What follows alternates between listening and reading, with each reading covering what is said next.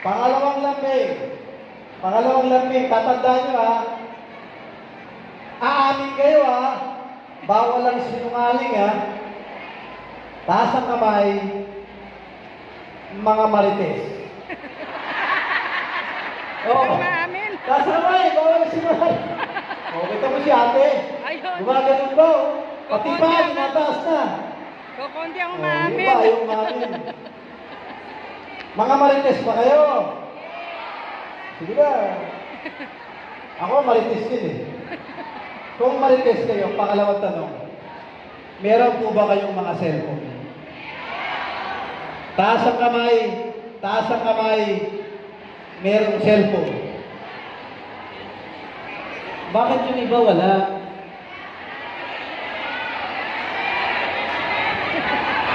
Ito one time lang Taas ang kamay, walang cellphone. Dami Yung walang cellphone, yung totoo pag may cellphone kayo, huwag na kayo magtaas. Taas ang kamay, walang cellphone. Yung walang cellphone, nanay, wala kang cellphone. Promise. Baka sinacharot mo ko Hindi nanay, pangako, wala kang cellphone? Wala? Nanay. Hey! Total, tumayo ka na. Mamaya po bumili kayo sa tutuban. Nanay! Dito ka lang. Nanay! Ito po, bagong cellphone, para po magamit naman ninyo. Para po sa inyo, nanay. Puna po kayo, nanay. Sige po. Thank you po, nanay. God bless po. Okay kayo, ayaw nyo umamit, sabi sa inyo. Teka na. Nakakadara. Kung may mga cellphone kayo, may mga Facebook po ba kayo? May Facebook ba kayo? O pwede ba sa Facebook nyo, ilagay nyo, Erdix Donation. Pwede ba i-like, share, and follow ninyo? Bakit mo ba pinapakiusap sa inyo yun o nilalambing? Kasi, doon po makikita lahat ng programa ng congressman ninyo mo. Na tulad ninyo, walang padri-padrino. Pwede kayong lumapit. Gusto ko, hindi ko po kaya abutin ang lahat ng batang tondo. Ang gusto ko, matulungan, maayudahan kayong lahat. Kaya kung hindi po kalabisan, ipakita niyo po yung Facebook ng congressman ninyo na lagi po tayong tumutulong at tulad ninyo, pwede rin kayong maayudahan ni congressman. Doon po, makikita natin ang mga programa. Nabalitaan niyo ba yung hanip buhay natin? Yung hanip buhay, yung naninigay tayo ng kabuhayan. Doon din, makikita niyo, yung hanip buhay, dagdag puhunan. Ito po yun. Makikita niyo doon yung linggo-linggong ayuda natin. Ilulungsad din po natin yung Batang Tondo Scholarship and Allowance Program para sa mga anak ninyo at apo. Doon po, makikita nyo lahat ng programa. Kaya kung hindi kalabisan, pwede ba ipaalam ninyo sa mga kaanak kaibigan nyo na meron tayong congressman na handang tumulong sa inyo? Pwede? At gusto ko rin ibanggitin na po sa inyo yung programa natin, Hospital Mo, Sagot Ko program. Yun po yung guarantee letter. Kung saan, alam niyo ba kung saan matatagpuan yung Tondo Medical Center? Yung Jose Reyes. Alam niyo ba kung nasa matatagpuan yung orthopedic? Sa Banawe, sa mga nababalian ng buto. Yung heart center, lung center, PGH. Teka, puro government hospital yan Samahan natin ng private. Yung Chinese Gen, alam nyo?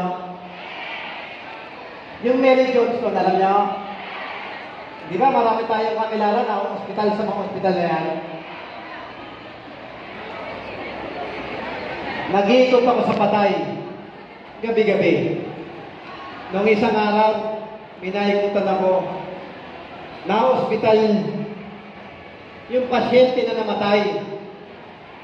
Ang bayarin nila sa ospital, 140,000. Noong nagbibigay ako ng abuloy sa patay, tinanong ko doon sa nanay, paano niyo po nabayaran yung 140 na hospital bill niyo? Alam niyo kung ano sagot sa akin nung namatayan? Ang sagot niya, pinangutang po namin.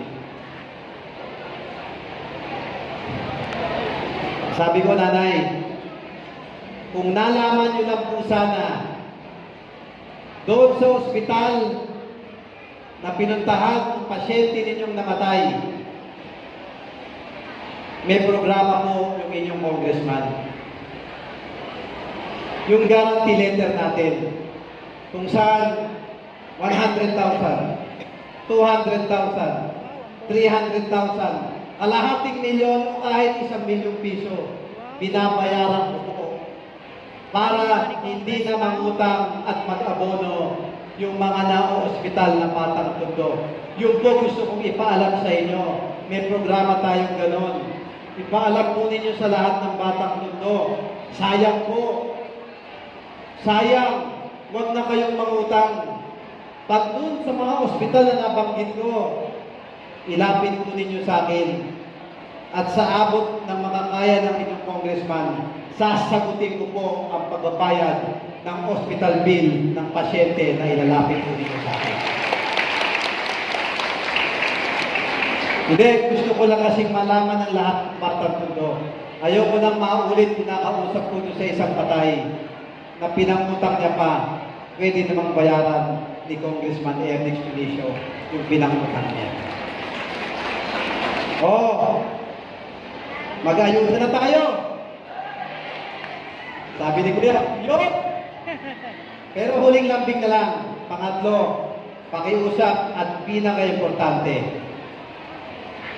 Sa umaga, sa tanghali, sa gabi, bago kayo matulog, 1 beses lang sa isang araw.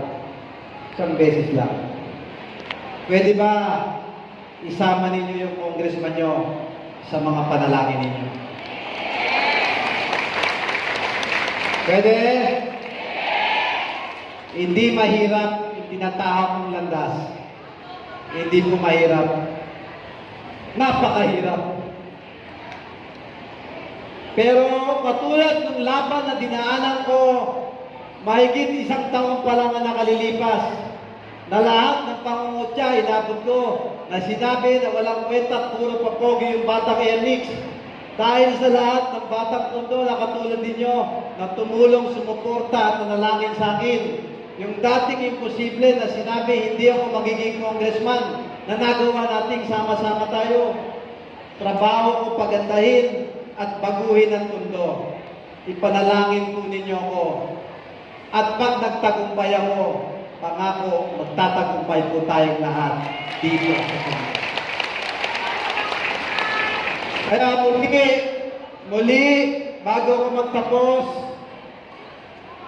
lahat ng ayudang pinamimigay ko, galing sa pamahalaang nasyonal, palakpakan niyo muli si President Bongbong Marcos,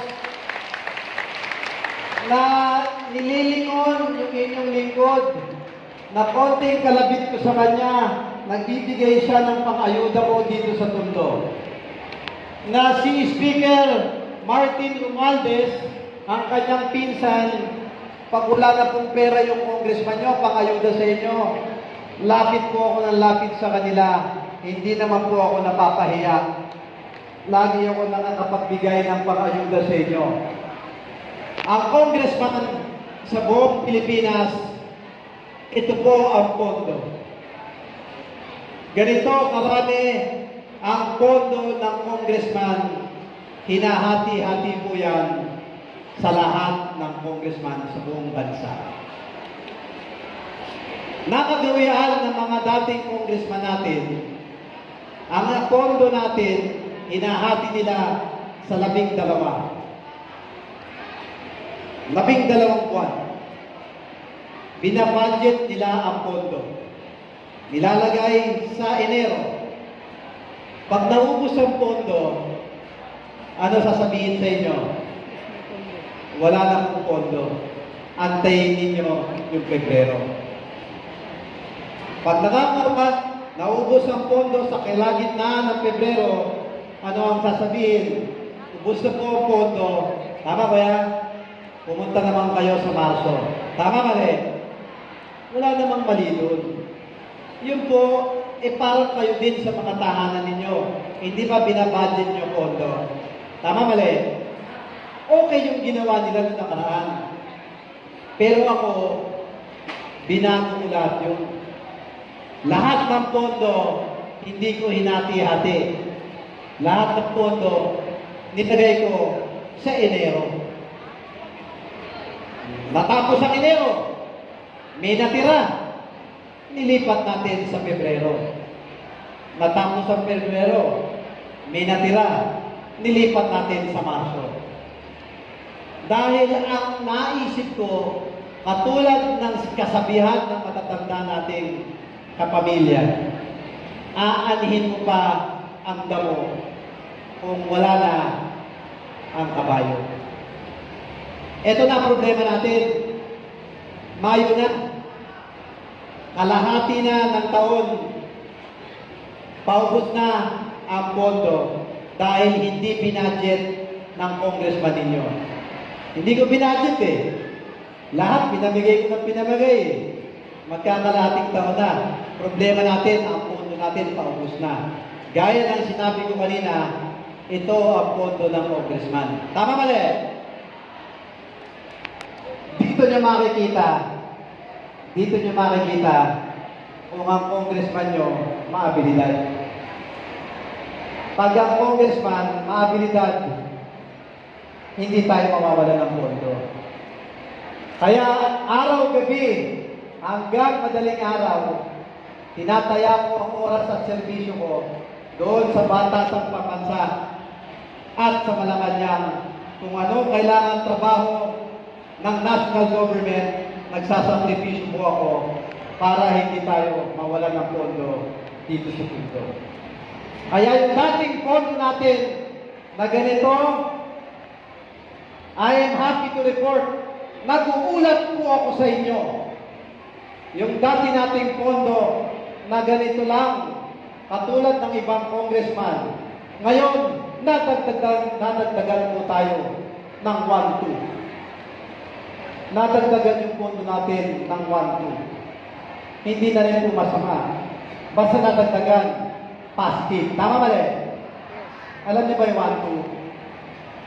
Alam niyo yung 1-2? Ang pondo natin dito sa District 1, dahil sa kakahubay ko at pakiusap kay President Bongbong Marcos at kay Speaker Martin Romualdez, ang pondo sa District 1, 1-2. Walang usawa na po ang pondo natin dito para sa iyo. Yung po na ginawa ko na makakuha ng pondo, hindi po para sa akin. Yung po para sa inyo. Mahal niya talaga. Kaya hinihikayatin po kayo. Hikayatin ninyo mga kilala nyo. Lumapit po kay Congressman Ernix at pangako po, aayudahan po kayong lahat.